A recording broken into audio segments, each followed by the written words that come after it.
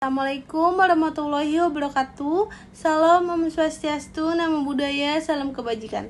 Perkenalkan, saya Hayatul Kamila dari Fakultas Hukum Universitas Esa Unggul Jakarta.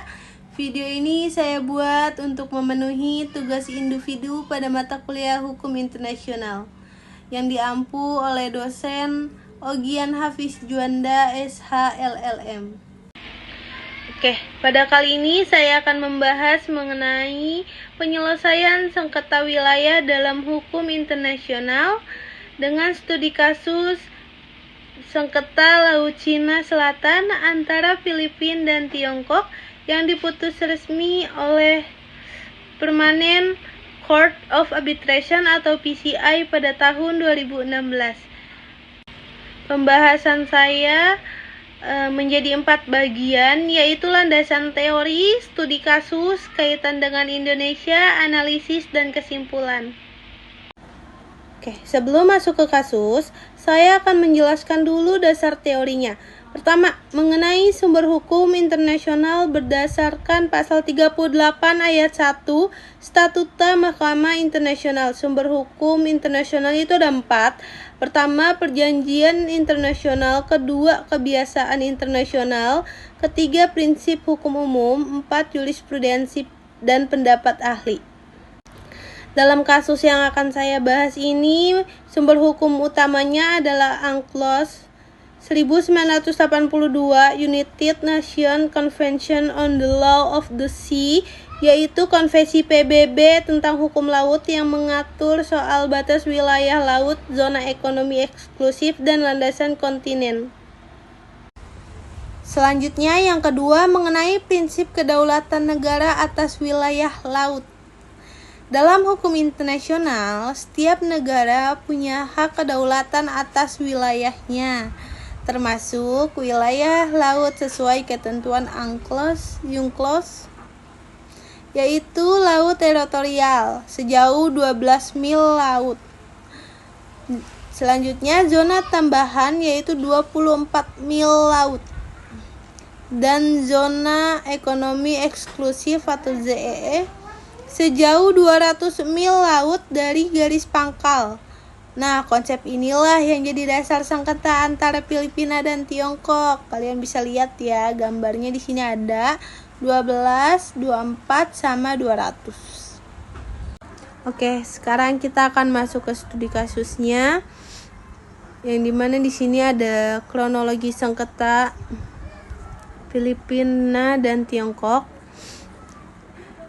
Tiongkok itu mengklaim hampir seluruh wilayah Laut Cina berdasarkan konsep historis yang mungkin kita kenal atau yang dikenal dengan Nandes Land, itu garis 9 putus-putus.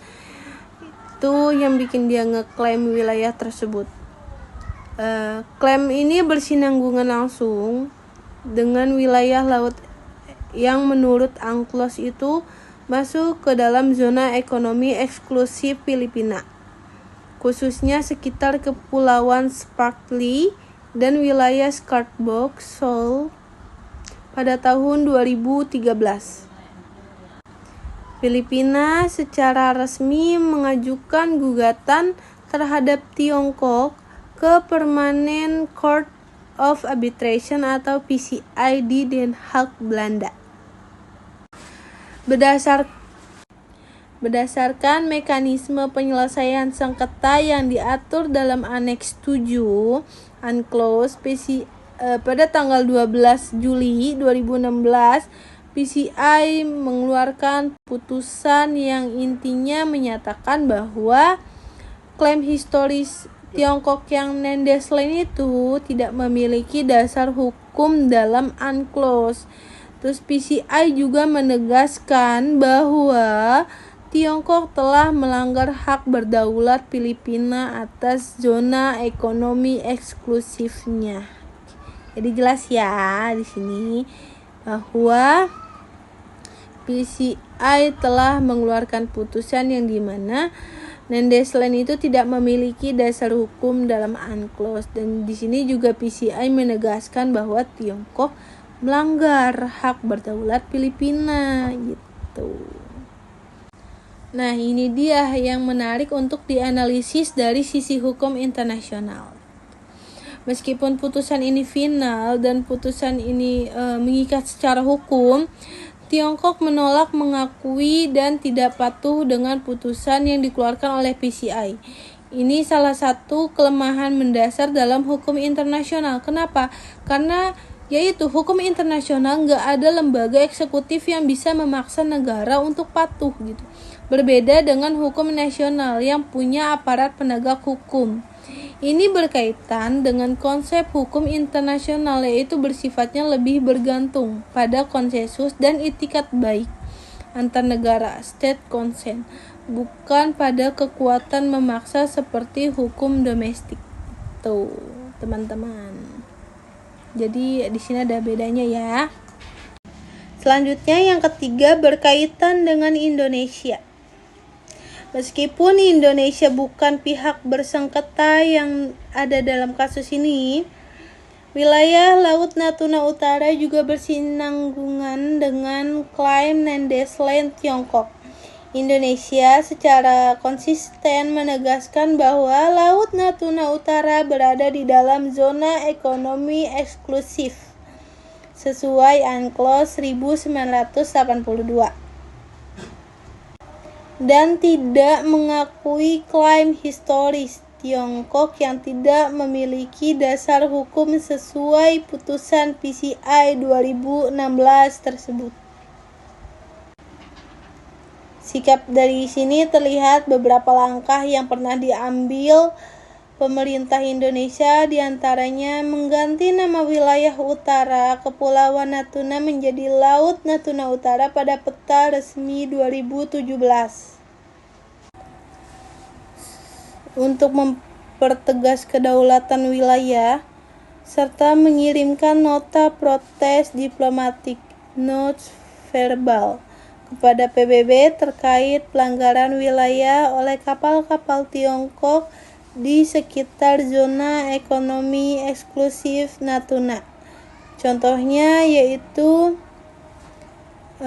putusan PCI 2016 meskipun tidak dipatuhi Tiongkok atau melanggar, tetap menjadi rujukan hukum yang kuat bagi negara lain, termasuk Indonesia, untuk mempertahankan klaim kedaulatan wilayahnya secara sah menurut hukum internasional. Selanjutnya, analisis dan kesimpulan dari kasus ini kita bisa narik beberapa poin. Yang pertama, UNCLOS menjadi instrumen yang kuat.